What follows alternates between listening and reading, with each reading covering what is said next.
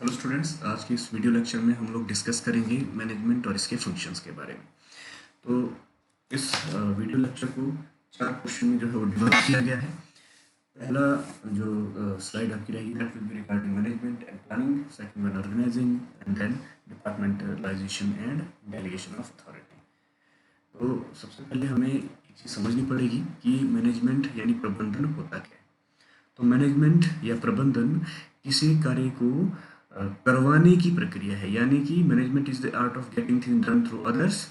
यानी कि मैनेजर्स जब किसी और व्यक्तियों से काम करवाता है तो वो मैनेजमेंट कहलाता है। और एक और इसमें वर्ड आता है विद फॉर्मली ऑर्गेनाइज्ड ग्रुप्स, यानी कि जो व्यवसाय की एक निर्धारित प्रक्रिया है उसके द्वारा बनाए गए ग्रुप्स के माध्यम से जो है इस कार्य को करवाया जाता है। यानी कि all those activities which are executed by manager is known as management. Okay, तो फंक्शंस ऑफ मैनेजमेंट को हम ब्रॉडली 5 पार्ट्स में डिवाइड कर सकते हैं: planning, organizing, staffing, directing and controlling. Common है, काफ़ी समय से हम इन चीज़ों के बारे में जो है वो कॉमर्स के स्टूडेंट होने के नाते जो है वो पढ़ते आ रहे हैं। पहला जो कंपोनेंट है that is planning. Planning is deciding in advance what is to be done, how is to be done and who has to execute the task. यानी क्या करना है, कब करना है, कैसे करना है, ये सारी चीज़ें प्लानिंग के अंतर्गत हम निर्धारित करते हैं। इसकी अगर विशेषताओं की बात करें तो पहली विशेषता है कि एक इंटेलेक्चुअल प्रोसेस है जिसमें जो है निर्णय लेने की क्षमता जो है वो व्यक्ति की टेस्ट की जाती है या फिर निर्णय लेने की क्षमता का जो भी उपयोग है वो व्यक्ति का किया जाता है। It is process of selecting best alternative. सबसे बेस्ट अल्टरनेटिव क्या आपके व्यवसाय के लिए रहेगा उसको उसमें सिलेक्ट किया जाता है। प्लानिंग हर जगह है, वो चाहे आपका जो है निजी जीवन है, वो चाहे आपका निजी व्यवसाय है, वो चाहे कंपनी है, वो चाहे कुछ भी है, किसी भी तरह की जो भी एक्टिविटी व्यवसाय में रहती है, हर जगह जो है वो नियोजन का जो कंपोनेंट है वो रहता है। Next it is primary function of management. सबसे पहले जो मैनेजमेंट की प्रक्रिया है वो जो प्लानिंग से ही आरंभ होती है, तो इसलिए प्राइमरी फंक्शन ऑफ मैनेजमेंट इसे कहा गया है। Planning is forecasting. फोरकास्टिंग मतलब भविष्य के बारे में प्रिडिक्शन करना। तो प्लानिंग हमेशा भविष्य के लिए जो है वो की जाती है, भविष्य के लिए ही बिजनेस प्लान तैयार किए जाते हैं। तो इस चीज़ को हम जो है वो यहाँ पे समझ सकते हैं। नेक्स्ट इज एक कंटिन्यूस प्रोसेस है, निरंतर चलने वाली प्रक्रिया है। एक प्लान आपका एग्जीक्यूट हो गया, पूरा हो गया, दूसरा प्लान आप शुरू करोगे, दूसरा प्लान आपका हो गया, तीसरा प्लान जो है आपको उसके बाद शुरू हो जाएगा। तो जब तक व्यवसाय काम कर रहा है तब तक ये जो प्लानिंग की प्रक्रिया है ये भी निरंतर चलती रहेगी। फ्लेक्सिबल है, जब तक आपने प्लान एग्जीक्यूट नहीं किया है तब तक आपकी जो प्लानिंग की जो प्रोसेस है उसमें जो आप जो है वो अलग अलग प्लान्स को, अलग अलग आइडियाज़ को जो है वो सोच सकते हैं, इन्वेंट कर सकते हैं। हमेशा एक गोल ओरिएंटेड प्रोसेस है, क्योंकि जिस कार्य को करने के संबंध में आपने जो है सोचा है, जो आप कार्य करना चाहते हैं उसके संबंध में ही आप जो प्लानिंग करेंगे। तो ये जो है हमेशा उद्देश्य को इसमें हमेशा सामने रखा जाता है कि आपने क्या करना है, तभी उसके बाद आप जो है किसी भी चीज़ की प्लानिंग करते हैं। ये इंटरडिपेंडेंट प्रोसेस है जो कि अन्य तत्वों पर भी जो है वो निर्भर करती है। और अन्य तत्व आपके that is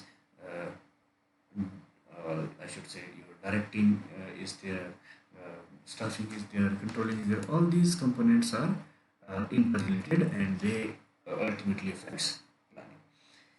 It leads to efficiency and economy. जितना अच्छा प्लान होगा उतना ही efficiently आपका बिजनेस चल पाएगा और उतना ही इकोनॉमिकली आप जो है वो गुड्स एंड सर्विसेज का प्रोडक्शन कर पाएंगे। ये व्यवसाय की सीमाओं का निर्धारण करता है। प्लानिंग में आप ये जब बिजनेस प्लान आपका बनकर तैयार होता है तो स्टेप बाय स्टेप आप किस तरीके से व्यवसाय करेंगे और कौन कौन सी चीज़ों का आप व्यवसाय करेंगे, किस लेवल पे व्यवसाय करेंगे, कौन से डिपार्टमेंट को कौन सी रिस्पॉन्सिबिलिटी जो दी होगी, तो ये सारी चीज़ें पहले से जो है आप इसमें निर्धारित करते हैं। तो जो प्लानिंग है ये कोऑर्डिनेशन क्रिएट करता है अलग अलग विभागों के मध्य। Next is strategy. स्ट्रेटेजी क्या होती है? स्ट्रेटेजी एक्चुअली एक युद्ध नीति है, और ये जो शब्द है ये इन्वेंट किया गया है सैन्य विभाग के द्वारा। सैन्य मतलब जो युद्ध क्षेत्र जो होता है वहाँ से ये स्ट्रेटेजी जो है वो वर्ड आया है। और स्ट्रेटेजी हमेशा आपके कंपिटिटर्स को ध्यान में रख के जो है तैयार की जाती है। Strategy is a plan which takes into account the environmental opportunities and threats and organizational strengths and weaknesses and provides an optimal match between organization and the environment. यानी कि स्ट्रेटेजी एक ऐसी प्रक्रिया है जिसमें आप व्यवसाय की स्ट्रेंथ और वीकनेसेस को एनालाइज करते हैं किसके साथ या वो है आपकी थ्रेट्स एंड अपॉर्चुनिटी के साथ। यानी व्यवसाय का जो इंटरनल एनवायरनमेंट है उसमें स्ट्रेंथ्स एंड वीकनेसेस जो है वो विद्यमान होते हैं, और जो एक्सटर्नल एनवायरनमेंट है that will include opportunities and threats. तो उसके बीच एक सोर्ट एनालिसिस करके सभी का जो है एक क्रक्स जो है वो आपकी स्ट्रेटजी के रूप में निकलता है। तो स्ट्रेटजी हमेशा टॉप मैनेजमेंट के द्वारा बनाई जाती है, फ्लेक्सिबल होती है क्योंकि आपकी कॉम्पिटिटर, आपका जो प्रतिद्वंदी है वो किस तरीके से काम कर रहा है उसको देख के निर्धारित की जाती है। इसके लिए स्पेशल सर्कमस्टेंसेस का होना ज़रूरी है। अगर कोई एक्स्ट्राऑर्डिनरी सिचुएशन क्रिएट हो गई तो उसको कैसे टैकल करना है उसके लिए स्ट्रेटजी हम तैयार करते हैं। नॉर्मल सिचुएशन में इसको डिवाइड जो है वो डिवाइज नहीं किया जाता है, इसको जो है डिवाइड नहीं किया जाता। Stress proper utilization of resources. तो स्ट्रेटजी का जो मुख्य उद्देश्य है वो कम से कम संसाधनों का इस प्रकार उपयोग करना जिससे कि आपके अधिक से अधिक उद्देश्य प्राप्त हो सके, वो भी इसका एक जो है कॉम्पोनेंट है। प्रॉपर यूटिलाइजेशन इज नेसेसरी, तभी आपकी स्ट्रेटजी को सक्सेसफुल माना जा सकता है। स्ट्रेटजी फॉर्मुलेशन की प्रोसेस, पहला जो कंपोनेंट इसमें है that is knowledge of objective. Objective का पता ही नहीं होगा तो फिर आप स्ट्रेटजी क्या बनाएंगे। जब तक आपको ऑब्जेक्टिव का पता नहीं होगा तो आप स्ट्रेटजी फॉर्मुलेशन का कोई भी स्टेप फॉलो नहीं कर पाएंगे। तो आपने क्या करना है, पहले ऑब्जेक्टिव को जानना है, फिर एक्सटर्नल एनवायरनमेंट को एनालाइज करना है कि व्यवसाय को बाहरी कौन कौन से तत्व प्रभावित करते हैं। इंटरनल एनवायरनमेंट को एनालाइज करना है कि व्यवसाय का आंतरिक वातावरण कैसा है।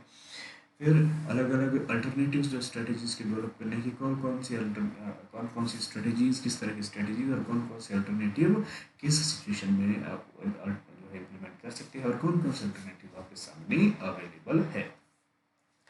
फिर हम उसके बाद अल्टरनेटिव्स का इवैल्यूएशन करेंगे whether those alternatives fit to our organization और not. And the last one, we will select that strategy which will be most suitable to us. Okay तो ये था आपका प्लानिंग कंपोनेंट। प्लानिंग कंपोनेंट में हम इसकी प्रोसेस ऑलरेडी जो है उसका स्टडी कर चुके हैं, जिसमें कि हम क्या क्या डिस्कस करते हैं। उसमें सबसे पहले हम आइडिया जनरेट करेंगे, फिर उन आइडियाज़ को जो है इवेलुएट करेंगे, फिर अल्टरनेटिव्स को चेक करेंगे, अल्टरनेटिव्स को इवेलुएट करेंगे, फिर सिलेक्शन ऑफ बेस्ट अल्टरनेटिव, फिर इम्प्लीमेंटेशन ऑफ बेस्ट अल्टरनेटिव। तो ये सारे जो स्टेप्स है वो लगभग सिमिलर है, that is process of strategy के, ठीक है। Second component is organizing. Organization क्या है? Organization is a process of defining and grouping of activities of enterprises and establishing the authority relationship among them. यानी व्यवसाय के कार्य को उनकी प्रकृति के आधार पर अलग अलग विभागों में बांटना और फिर हर विभाग को अलग अलग कार्य देना, इसको हम कहते हैं ऑर्गेनाइजिंग, ठीक है। तो ऑर्गेनाइजिंग के जो मेन कंपोनेंट रहते हैं वो है डिवीजन ऑफ वर्क, यानी कि इसमें कार्य को जो है अलग अलग विभागों में आप बांट देते हैं। कोऑर्डिनेशन, अलग अलग विभागों के बीच समन्वय कैसे स्थापित करना है वो इसका कंपोनेंट रहता है। देन ग्रुप ऑफ पर्संस, तो ऑर्गेनाइजेशन क्या है? अलग अलग व्यक्तियों का समूह है जो कि व्यवसाय के विभिन्न स्तरों पर काम करते हैं। कोई टॉप लेवल, कोई मिडल, कोई लो लेवल पर काम करता है। तो ये सारी चीज़ें इसमें निर्धारित की जाती है। कॉमन ऑब्जेक्टिव, तो सभी व्यक्ति जो व्यवसाय में काम कर रहे हैं उनका उद्देश्य सिर्फ एक ही होता है और वो होता है वही जो कि उस व्यवसाय के द्वारा निर्धारित किया गया था। ऑब्जेक्टिव सभी का कॉमन है, बेशक वो अलग अलग तरीके से अलग अलग लेवल पे काम करें। Next is well defined authority and responsibility. हर व्यक्ति की हर स्तर पे हर समय क्या अथॉरिटी रहेगी और क्या उसकी रिस्पॉन्सिबिलिटी रहेगी, ये सारी चीज़ें पूर्व निर्धारित होती हैं और ये ऑर्गेनाइजेशन में ही निर्धारित की जाती है। It is a structure of relationship, अलग अलग व्यक्तियों के बीच किस तरह का रिलेशनशिप रहेगा, whether it is relationship of the same level और या फिर सुपीरियर और सबऑर्डिनेट का रिलेशनशिप है। ये सारी चीज़ें जो इसमें निर्धारित की जाती हैं। ऑर्गेनाइजेशन जो है मैनेजमेंट की मशीन है। मशीन में जिस तरह पुर्जों का काम होता है उसी तरह मैनेजमेंट में व्यक्तियों का काम होता है, ठीक है। तो मशीन चलती है पुर्जों से, मैनेजमेंट चलता है व्यक्तियों से, ठीक है। नेक्स्ट इज यूनिवर्सल प्रोसेस, तो सर्वव्यापक है। संगठन की जो आवश्यकता है हर जगह होती है और डायनामिक, ज़रूरत के अनुसार, समय के अनुसार ऑर्गेनाइजेशन जो है वो परिवर्तित होता रहता है, उसमें चेंजेस आते रहते हैं। ठीक है, यहाँ पर हम लोग स्टडी करेंगे प्रोसेस ऑफ ऑर्गेनाइजिंग की ऑर्गेनाइजिंग किस तरीके से जो है की जाएगी, यानी विभागों को किस प्रकार अलग अलग बांटा जाएगा और व्यक्तियों को किस प्रकार अलग अलग स्थानों पे जो है वो अलग अलग लेवल प्रदान किए जाएंगे। तो पहला है नोविंग द ऑब्जेक्टिव ऑफ बिजनेस। जब तक आपके पास ऑब्जेक्टिव का पता नहीं है, आप संगठन को भी अच्छी तरीके से जो है रिऑर्गेनाइज नहीं कर पाएंगे। तो आपने क्या करना है, सबसे पहले व्यवसाय के ऑब्जेक्टिव्स को जो है वो स्टडी करना है, क्या व्यवसाय के ऑब्जेक्टिव है, उन्हीं ऑब्जेक्टिव के आधार पर हम विभागों का विभाजन कर पाएंगे। Second is determining various activities. व्यवसाय की अलग अलग एक्टिविटीज़ को अलग अलग कैटेगरीज में हमने डालना है, लाइक सेल्स की एक्टिविटीज़ को सेल्स में डालेंगे, प्रोडक्शन से संबंधित एक्टिविटीज़ को प्रोडक्शन डिपार्टमेंट में डालेंगे, ह्यूमन रिसोर्स की एक्टिविटीज़ को ह्यूमन रिसोर्स में डालेंगे, मार्केटिंग की एक्टिविटीज़ को मार्केटिंग में, और फाइनेंस से रिलेटेड एक्टिविटीज़ को फाइनेंशियल डिपार्टमेंट्स में डालेंगे। Grouping and departmentalisation of activities, वही चीज़, यानी कि आप अलग अलग एक्टिविटीज़ को अलग अलग ग्रुप में अलग अलग डिपार्टमेंट्स में विभाजित कर देंगे उनकी प्रकृति के आधार पर। डिटरमाइनिंग द की activities like sale, purchase, finance, then marketing, human resource, ये आपकी की एक्टिविटीज़ होती है और की एक्टिविटीज़ के आधार पर ही जो है वो जो आपका ऑर्गेनाइजेशन है उसका विभाजन होता है। और इसमें delegation of authority, okay, assigning responsibilities को अलग अलग डिपार्टमेंट के अलग अलग मैनेजर्स को असाइन किया जाएगा। मैनेजर फिर जो है अपने सबॉर्डिनेट्स को अथॉरिटीज़ एंड रिस्पॉन्सिबिलिटीज़ के जो है वो असाइन करेंगे। तो डेलीगेशन ऑफ अथॉरिटी और असाइनमेंट ऑफ रिस्पॉन्सिबिलिटीज, ये सेम प्रोसेस से होता है, बट उसमें जो है थोड़ा सा डिफरेंस रहता है, वो बाद में हम लोग स्टडी करेंगे। डिफाइनिंग इंटर रिलेशनशिप, कि अलग अलग डिपार्टमेंट्स का, अलग अलग विभागों का, अलग अलग लेवल्स ऑफ मैनेजमेंट का आपस में रिलेशनशिप कैसे जो है वो एस्टेब्लिश होगा, ये चीज़ें भी इसमें निर्धारित की जाती है। Next is providing right environment. तो व्यवसाय में एक कंडक्टिव, एक कोऑर्डिनेशन और एक बेटर एनवायरनमेंट एस्टेब्लिश करना ऑर्गेनाइजेशन का ही एक कार्य है। Next is types of organization. तो फॉर्मल ऑर्गेनाइजेशन और इनफॉर्मल ऑर्गेनाइजेशन, दो पार्ट्स में इसको डिवाइड किया जा सकता है। फॉर्मल ऑर्गेनाइजेशन वो सारे ऑर्गेनाइजेशन होते हैं जो मैनेजमेंट के द्वारा एक पूर्व निर्धारित उद्देश्यों को प्राप्त करने के लिए स्थापित किए जाते हैं। It is willingly created by management. It is impersonal, यानी कि इसमें व्यक्तिगत फीलिंग्स को, व्यक्तिगत कार्य को नहीं किया जाता है, सिर्फ व्यवसाय के कार्य को करेंगे। ये बेस्ड है डिवीजन ऑफ वर्क पे, यानी कि कार्य को अपने अलग अलग विभागों में अलग अलग तरीके से जो है वो विभाजित करना है। ये सारा जो है काम इसमें किया जाता है। It is it defines inter relationship between people और पर्सन से। तो सभी व्यक्ति आपस में किस तरीके से कोऑर्डिनेट होंगे, और साथ में ये इंटर रिलेशनशिप विभागों में भी जो है वो निर्धारित करता है। तो फॉर्मल ऑर्गेनाइजेशन में व्यक्ति किस प्रकार जुड़े हैं, डिपार्टमेंट्स किस प्रकार जुड़े हैं, ये पहले से निर्धारित होता है। ये मोर स्टेबल है क्योंकि इसमें जो भी प्रोसेस फॉलो की जाती है वो रूल्स एंड रेगुलेशंस के आधार पर फॉलो की जाती है। डिफाइंड ऑब्जेक्टिव होते हैं कि आपका ऑर्गेनाइजेशन किस लिए बनाया जा रहा है, उसके उद्देश्य पहले से निर्धारित होंगे। एंड कम्युनिकेशन किस तरीके से किया जाएगा, top to bottom, bottom to top, या सेम लेवल पे, सेम जो आपके स्तर है उस पर जो कम्युनिकेशन किया जाएगा। तो ये सारी चीज़ें जो इसमें निर्धारित होती है बेस्ड ऑन कोऑर्डिनेशन। सभी विभागों के बीच, व्यक्तियों के बीच किस प्रकार जो है समन्वय किया जाएगा, फॉर्मल ऑर्गेनाइजेशन की बहुत बड़ी फीचर है। इसमें इनएफिशिएंट पर्सन को फाइंड आउट करना आसान रहता है, क्योंकि जो इनएफिशिएंट व्यक्ति होगा वो डेफिनेटली अच्छे तरीके से काम नहीं कर पाएगा। अच्छे तरीके से काम नहीं कर पाएगा तो ये जो प्रोसेस होती है फॉर्मल ऑर्गेनाइजेशन की, वहाँ पे जो है उसका फॉल्ट ऑटोमेटिकली नज़र आ जाएगा और उसको हम जो है असेस कर पाएंगे। नो ओवरलैपिंग ऑफ वर्क, इसमें काम पहले से फिक्स होता है, कौन व्यक्ति क्या काम करेगा, तो ओवरलैपिंग होने के चांसेस नहीं रहते हैं। और हर एक्टिविटी पे, व्यवसाय के जो कार्य है, व्यवसाय के जो भी एक्टिविटीज़ की जा रही है उस पर कंट्रोल रहता है मैनेजमेंट का। ठीक है, तो वो कंट्रोल आसान रहता है। सेकंड इज इनफॉर्मल ऑर्गेनाइजेशन, वो सारे ऑर्गेनाइजेशंस जो फॉर्मल ऑर्गेनाइजेशन के अलावा किसी भी व्यवसाय में खुद डेवलप हो जाते हैं। ठीक है, natural grouping of people in the work situation to meet personal need, व्यक्तिगत आवश्यकताओं को पूरा करने के लिए जो भी इनफॉर्मल ऑर्गेनाइजेशन किसी भी व्यवसाय में जो है वो इन्वेंट हो जाते हैं, शुरू हो जाते हैं, पैदा हो जाते हैं, उसे हम कहेंगे इनफॉर्मल ऑर्गेनाइजेशन। वो डेलिबरेटली क्रिएटेड नहीं होते हैं, यानी इच्छानुसार जो है वो डेवलप होते हैं, इसको मैनेजमेंट के द्वारा नहीं क्रिएट किया जाता है। No rules and written procedure are there for this organizations, it is personal, व्यक्तिगत ये रहते हैं, और व्यक्तिगत ऑर्गेनाइजेशन में व्यक्ति अपने सेंटिमेंट्स, अपनी फीलिंग्स, अपनी सारी चीज़ों को शेयर कर सकता है, और उसमें किसी भी स्तर के व्यक्ति जो है हिस्सा ले सकते हैं, बेशक वो टॉप लेवल का है, बॉटम लेवल का है। Next is no authorities involve, इसमें अथॉरिटी का कोई सवाल नहीं होता, क्योंकि मैनेजमेंट या किसी लीगल अथॉरिटी के द्वारा इसको जो है नहीं बनाया जाता।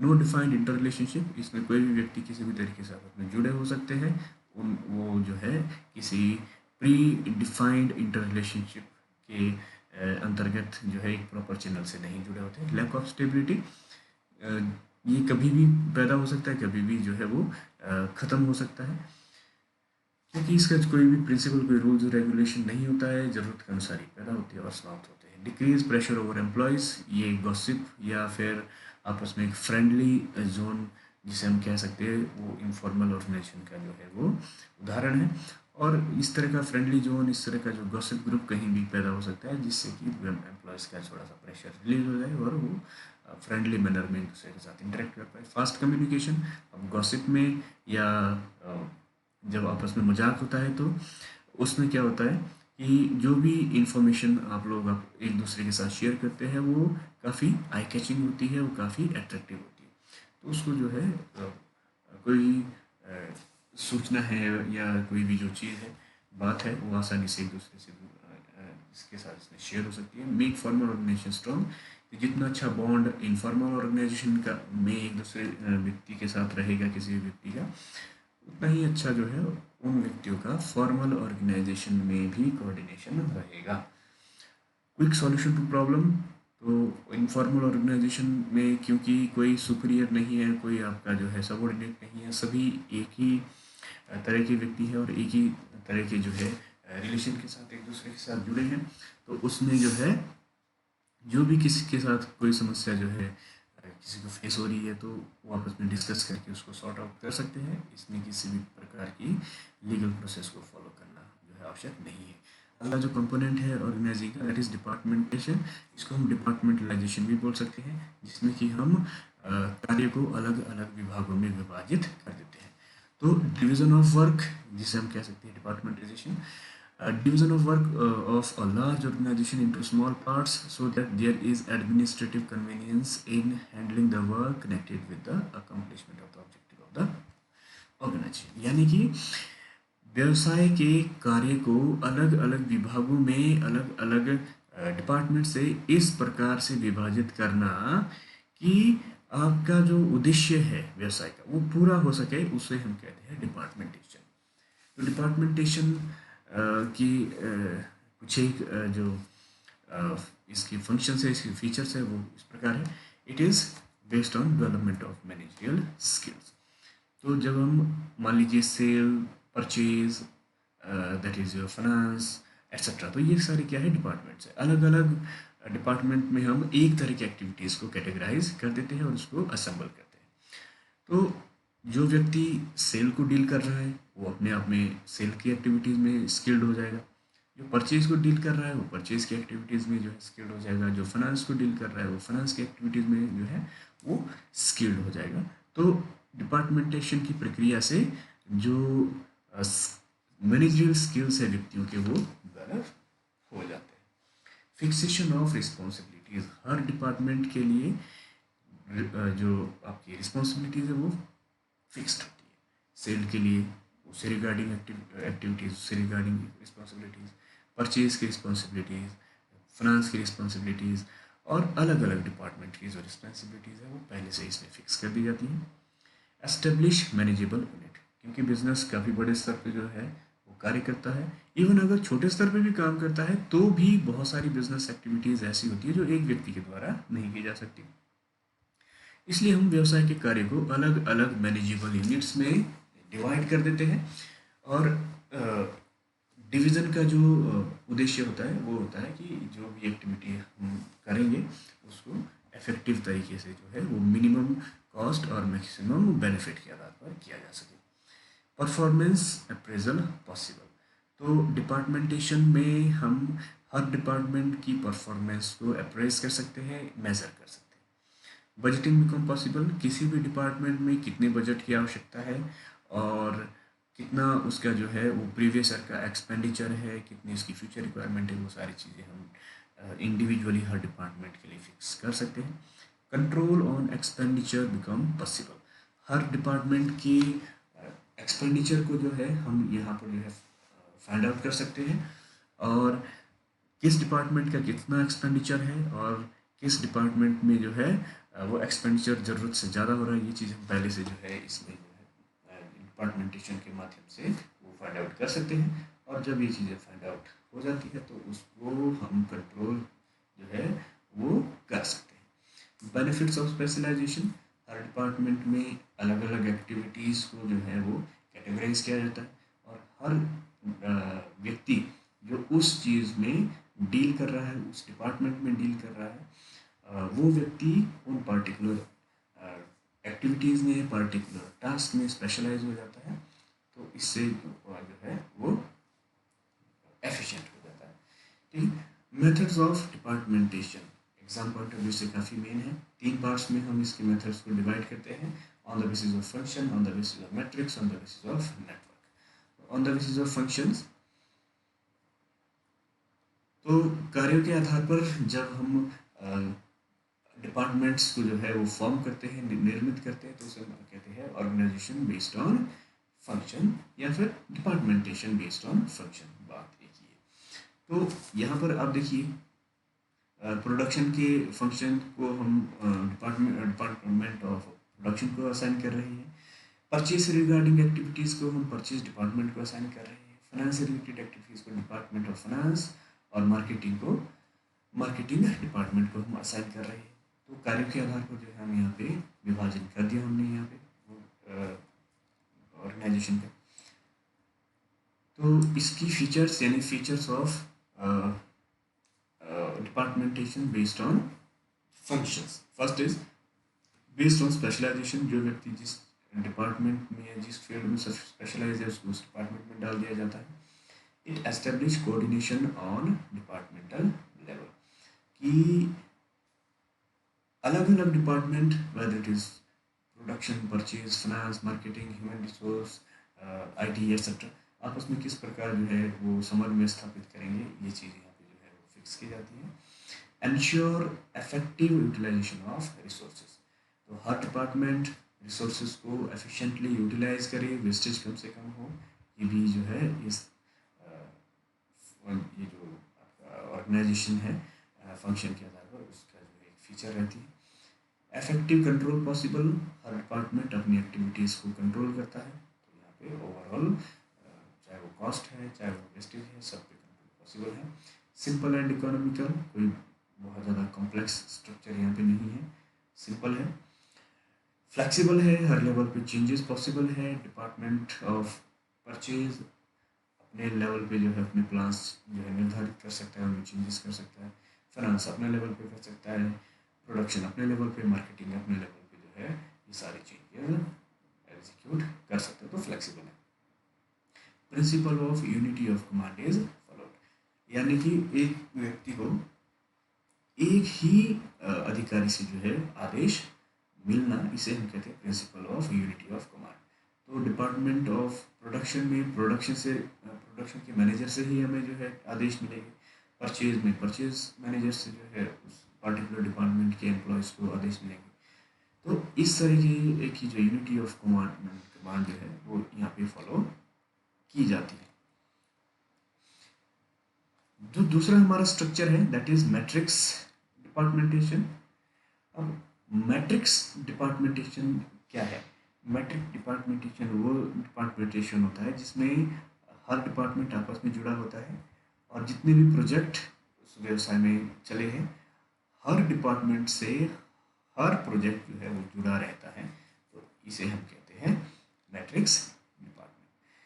तो इसके क्या क्या बेनिफिट्स रहते हैं कि इसमें हर डिपार्टमेंट में जो भी स्पेशलिस्ट होते हैं वो क्योंकि एक दूसरे के साथ जुड़े हैं तो वो हर लेवल पे जो है एक दूसरे को जो है वो गाइडेंस भी प्रोवाइड कर सकते हैं और उनकी स्पेशलाइजेशन से हर प्रोजेक्ट में हेल्प मिल सकती है। फ्लेक्सिबिलिटी अवेलेबल, जहाँ भी जिस भी डिपार्टमेंट को लगता है कि इस ऑर्गेनाइजेशन में चेंजेस होने चाहिए वो अपने लेवल पे एग्जीक्यूट कर लेता है, जिससे कि पूरा का पूरा जो ऑर्गेनाइजेशन है वो उससे प्रभावित होता है।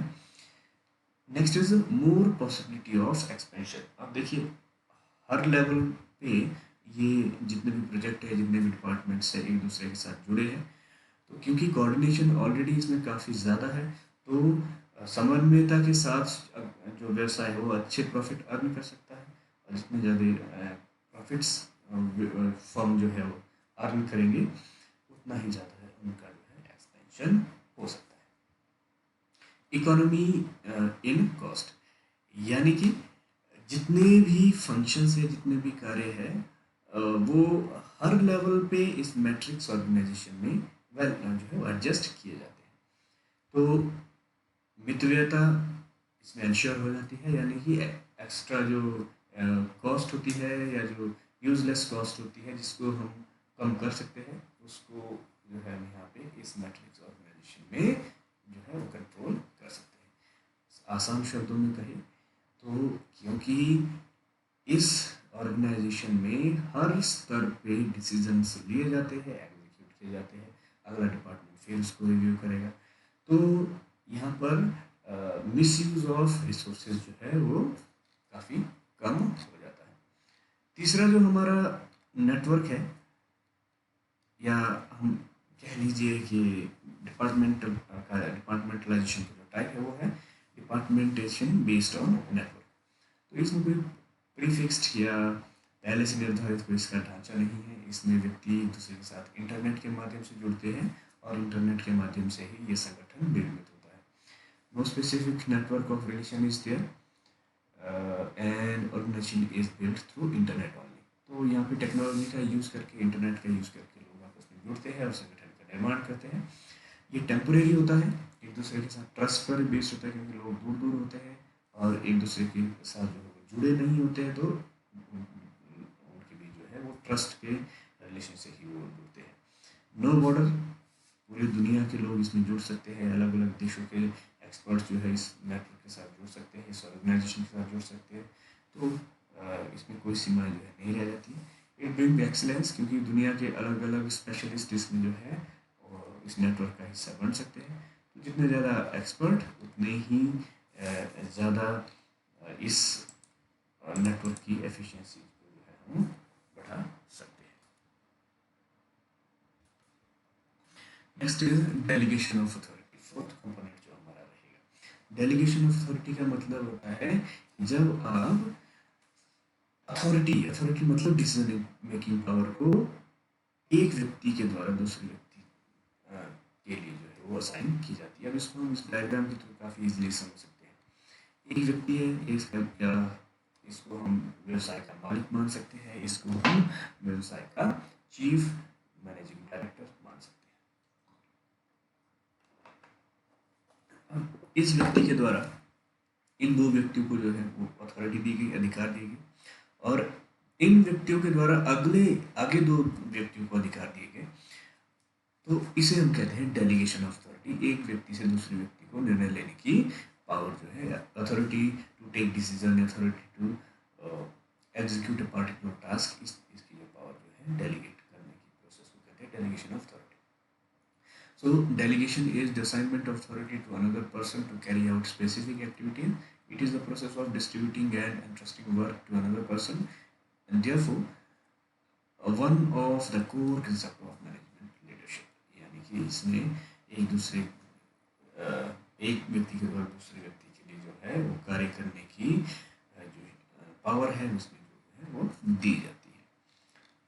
इसकी इम्पोर्टेंस की बात की जाए तो मैनेजमेंट को इफेक्टिव बनाने के लिए, एम्प्लॉय को डेवलप करने के लिए, ताकि अब उसको जो है डिसीजन मेकिंग पावर दी जाएगी तो वो अल्टीमेटली फ्यूचर में वो अच्छा मैनेजर बन पाएगा, उसकी ओवरऑल ग्रोथ होगी। Motivation of employee, delegation of authority के माध्यम से जो एम्प्लॉयज़ हैं वो मोटिवेट होते हैं। अब मोटिवेट इसलिए होंगे क्योंकि हर व्यक्ति को ये लगेगा कि भाई मेरी भी इस व्यवसाय में कुछ वैल्यू है, मैं भी कोई निर्णय ले सकता हूँ, तो ऑटोमेटिकली वो मोटिवेट होंगे। फैसिलिटेशन ऑफ ग्रोथ, अब डेलीगेशन ऑफ अथॉरिटी से क्योंकि निर्णय लेने की क्षमता जो है वो लोअर लेवल में भी जो है वो विकसित की जा सकती है, तो आने वाले समय में हर लेवल पे जो है, बेशक वो बॉटम है, मिडल है या टॉप है, हर लेवल पे अच्छे प्लान्स, अच्छे जो भी मैनेजर्स है वो डेवलप हो सकते हैं, तो उससे जो है ग्रोथ एंड डेवलपमेंट व्यवसाय की पॉसिबल हो पाएगी। बेटर कोऑर्डिनेशन, जो व्यक्ति डेलीगेशन ऑफ अथॉरिटी के थ्रू एक दूसरे के साथ जुड़े होते हैं उन लोगों के बीच आपस में कोऑर्डिनेशन अच्छा हो जाता है, क्योंकि हर व्यक्ति एक दूसरे के प्रति जवाबदेह होता है, तो एक दूसरे के टेस्ट का, प्रेफरेंसेस का, एक दूसरे की जो है आईक्यू का सभी को पता होता है, तो इसलिए यहाँ पे कोऑर्डिनेशन जो है वो काफ़ी ज़्यादा होता है। डेलीगेशन ऑफ अथॉरिटी की जो प्रोसेस है वो कुछ इस प्रकार रहेगी। पहले हम कार्य को फाइनलाइज करेंगे कि किस कार्य को किया जाना है, फिर उस कार्य से संबंधित जो है, जो व्यक्ति है वो हम चूज करेंगे, यानी कि उस कार्य को कौन सा व्यक्ति कर सकता है उसकी हम चॉइस करेंगे। उसके बाद उस व्यक्ति के द्वारा क्या कार्य किया जाना है उसका जो ऑब्जेक्टिव है डेलीगेशन का वो हम सेट करेंगे। फिर हम उस व्यक्ति को क्या जो है वो अथॉरिटी दे देंगे, ठीक है। अथॉरिटी देने के बाद हम उस व्यक्ति के द्वारा क्या काम किया जा रहा है, कैसे उस अथॉरिटी का यूज़ किया जा रहा है, उसकी हम मॉनिटरिंग करेंगे। अंतिम जो स्टेप आपका रहेगा इसमें वो रहेगा इवैल्यूएशन, कि जो हमने अथॉरिटी दी थी व्यक्ति को, उसने उस अथॉरिटी को किस प्रकार यूज़ किया और उस अथॉरिटी का व्यवसाय को क्या बेनिफिट हुआ, क्या जो उसको जो हमने ऑब्जेक्टिव असाइन किया था, जो हमने टास्क असाइन किया था वो कंप्लीट हो पाया, उसमें हो पाया तो उसमें कॉस्ट कितनी आई, ये सारी चीज़ें जो है हम इस प्रोसेस में जो है वो निर्धारित करते हैं। एलिमेंट्स ऑफ डेलीगेशन, डेलीगेशन के 3 एलिमेंट हमेशा रहते हैं। अथॉरिटी, रिस्पॉन्सिबिलिटी और अकाउंटेबिलिटी। अथॉरिटी क्या है? Authority refers to the right of an individual to command his subordinate and to take action within the scope of his position। यानी कि एक व्यक्ति के द्वारा निर्णय लेने की क्षमता और उस व्यक्ति के द्वारा कितने व्यक्तियों को, कितने सबॉर्डिनेट्स को, कितने अधीनस्थ कर्मचारियों को जो है वो डायरेक्ट किया जाएगा, कंट्रोल किया जाएगा, उसे हम कहते हैं अथॉरिटी, ठीक है।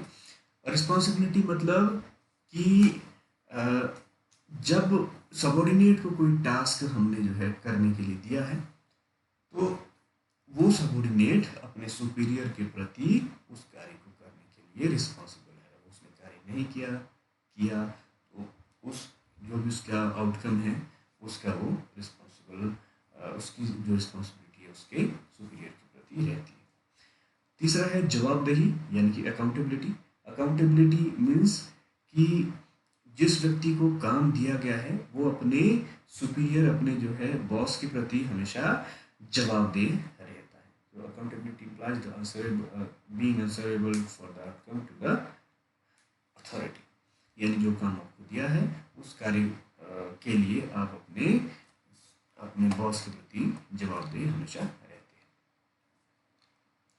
Difference between authority, responsibility and accountability. तो अथॉरिटी क्या है? अथॉरिटी है निर्णय लेने की क्षमता, राइट टू कमांड यानी right to direct, right to control over subordinates. Responsibility obligation to perform the task. जो आपको टास्क दिया गया है, काम दिया गया है, उसको पूरा करने की जो ऑब्लिगेशन है, जो आपके ऊपर जो दायित्व आया है उसको आप कहेंगे रिस्पॉन्सिबिलिटी। और जवाबदेही, अकाउंटेबिलिटी है, जो आपको टास्क दिया गया है, जो काम दिया गया है उसका क्या आउटकम रहा, क्या उसका रिजल्ट रहा, उसके प्रति आप अपने बॉस के उस टास्क के लिए आप अपने बॉस के प्रति हमेशा इसमें जवाब दे रहते हैं। तो अथॉरिटी डेलीगेट की जा सकती है, रिस्पॉन्सिबिलिटी डेलीगेट नहीं की जा सकती, अकाउंटेबिलिटी भी डेलीगेट नहीं की जा सकती। क्यों नहीं डेलीगेट की जा सकती? क्योंकि रिस्पॉन्सिबिलिटी जो आपके बॉस पर जो है, बॉस ने जो आपको दी है, उसमें आप किसी और को रिस्पॉन्सिबल नहीं ठहरा सकते। आप ये नहीं बोल सकते कि मेरे को काम दिया था लेकिन उस व्यक्ति ने काम नहीं किया, because it was assign to you, it is your responsibility to complete. Same thing is with accountability. Origin, तो अथॉरिटी हमेशा अराइज होती है पोजीशन से। जो व्यक्ति टॉप पोजीशन में है उनकी अथॉरिटी ज़्यादा होगी, और जो बॉटम में है उसकी अथॉरिटी हमेशा कम होगी। तो अथॉरिटी हमेशा पोजीशन से जो है वो पैदा होती है। रिस्पॉन्सिबिलिटी अथॉरिटी से जो पैदा होती है। अब देखिए, अथॉरिटी पैदा होती है पोजीशन से, रिस्पॉन्सिबिलिटी पैदा होती है अथॉरिटी से। जो आपको अथॉरिटी दी गई, उस अथॉरिटी को आपने कैसे एग्जीक्यूट किया, कैसे यूज़ किया, उस के प्रति जो है आप रिस्पॉन्सिबल है, उस व्यक्ति के प्रति जो या जिस व्यक्ति ने आपको टास्क असाइन किया था, या जो है आपको अथॉरिटी दी थी। साधारण शब्दों में कहें तो आपके बॉस ने किसी कार्य को करने के लिए आपको जो है वो आपको अधिकृत किया। अब वो काम आप कर पाए या नहीं कर पाए, उसके लिए आप अपने बॉस के प्रति जो है वो रिस्पॉन्सिबल है। फिर अकाउंटेबिलिटी, तो अकाउंटेबिलिटी रिस्पॉन्सिबिलिटी से पैदा होती है। आपको जो रिस्पॉन्सिबिलिटी दी गई थी, आप उसको कर पाए नहीं कर पाए, तो इसमें जो है आप जो है देख सकते हैं। ठीक है। फ्लो, तो अथॉरिटी का फ्लो टॉप से बॉटम की तरफ होता है। टॉप में सबसे ज़्यादा अथॉरिटी, मिडल में कम, और बॉटम में उससे उससे कम। रिस्पॉन्सिबिलिटी का जो फ्लो होता है वो बॉटम टू टॉप रहता है, और अकाउंटेबिलिटी का फ्लो भी बॉटम से टॉप के प्रति रहता है।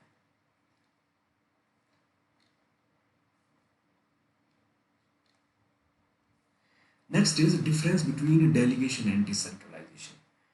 देखिए, डेलीगेशन का मतलब होता है कि जब आप अथॉरिटी, रिस्पॉन्सिबिलिटी और ये सारी चीज़ें डेलीगेट करते हैं। मेनली आप डेलीगेशन अथॉरिटी करते हैं, रिस्पॉन्सिबिलिटीज़ और अकाउंटेबिलिटी ऑटोमेटिकली जो है उसमें जो है वो डेलीगेट हो जाती है। तो delegation of authority is compulsory, decentralization is optional. अब डिसेंट्रलाइजेशन का मतलब समझ लीजिए, डिसेंट्रलाइजेशन का मतलब होता क्या। डिसेंट्रलाइजेशन मतलब जब आप अथॉरिटीज लोअर लेवल पे भी जो है वो डिस्ट्रीब्यूट कर देते हैं। बॉटम लेवल का व्यक्ति भी जब किसी प्रकार के निर्णय लेने में सक्षम हो जाता है, या उसको निर्णय लेने की क्षमता दे दी जाती है, तो उसे डिसेंट्रलाइजेशन कहते हैं।